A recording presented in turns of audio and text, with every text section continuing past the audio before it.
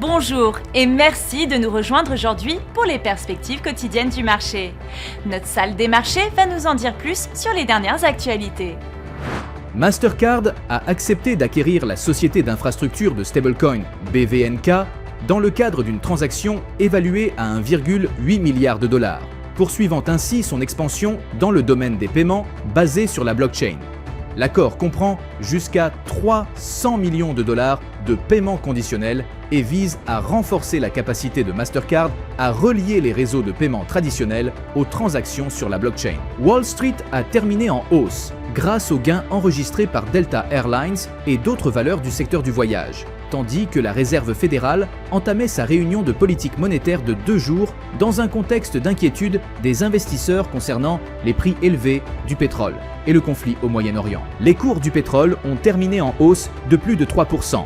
Les nouvelles attaques iraniennes contre les Émirats arabes unis ayant exacerbé les inquiétudes quant à la détérioration des perspectives d'approvisionnement mondial si aucune résolution rapide n'est trouvée à la guerre entre les États-Unis, Israël et l'Iran, qui en est désormais à sa 3e semaine.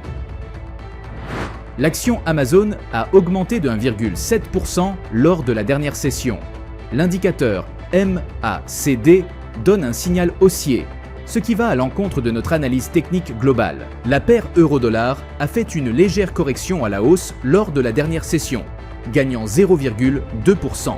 L'indicateur CCI donne un signal haussier, ce qui va à l'encontre de notre analyse technique globale, la paire.